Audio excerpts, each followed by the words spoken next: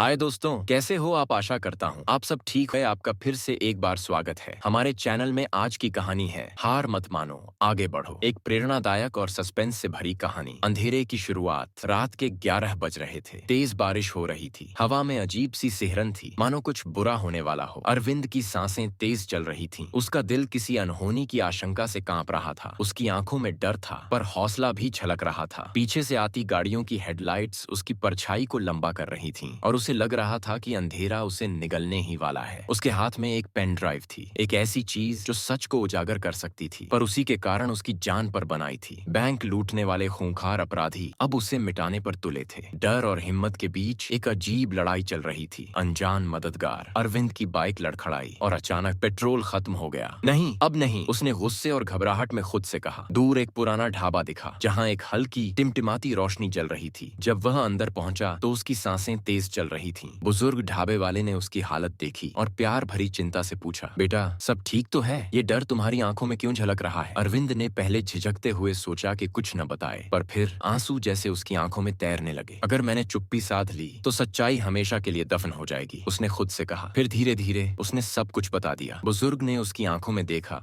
फिर मुस्कुरा कर बोले, बेटा सच का रास्ता आसान नहीं होता। डर लगे तब भी हार मत मानो, बस आगे बढ़ो, मैं तेरे साथ हूँ। शिकार और शिकारी। अचानक ढाबे के बाहर गाड़ियों के ब्रेक चिल्लाए। बारिश की बूंदें अब खिड़कियों पर जोर से गिर रही थीं, मानो चेतावनी दे रही हों। कहीं ये वही लोग तो नहीं? अरविंद की धड़कनें तेज हो गईं। उसके हाथ ठंडे पड़ गए, माथे पर पसीना छलक आया। चार काले कपड़ों में आदमी अंदर घुसे। उनकी आंखों में वहशीपन था, जैसे शिकार को सूंघते हुए भेड़िए हों। कोई नौजवान इधर आया है? उनमें से एक ने गहरी भयानक आवाज में पूछा। बुजुर्ग ने बिना घबराए जवाब दिया, यहाँ तो बस मैं हूँ और मेरी चाय। अगर चाय चाहिए तो बैठो, वरना रास्ता नापो। अरविंद को लगा कि अब उसकी जिंदगी बस कुछ पल की मेहमान है, लेकिन बुजुर्ग की आंखों में अनोखी चमक थी, एक निडर शेर की तरह। कुछ पल की चुप्पी के बाद गाड़ियां वहां से चली गईं, पर अरविंद जानता था ये जंग अभी खत्म नहीं हुई। दौड़ समय के खिलाफ। बुजुर्ग ने अपनी पुरानी जीप स्टार्ट की। चल तुझे सही जगह पहुंचाते हैं। रास्ते में पीछे से फिर एक गाड़ी ने पीछा करना शुरू कर दिया। अरविंद की सांसें अटक गईं। वे फिर आ गए। गाड़ी से गोलियां चलीं, शीशे टूट गए। ये लोग हमें मार डालेंगे, उसने कांपती आवाज में कहा। बुजुर्ग ने जीप तेज कर दी। आंखों में सिर्फ हौसला था। जब तक मैं जिंदा हूं तुझे कुछ नहीं होने दूंगा।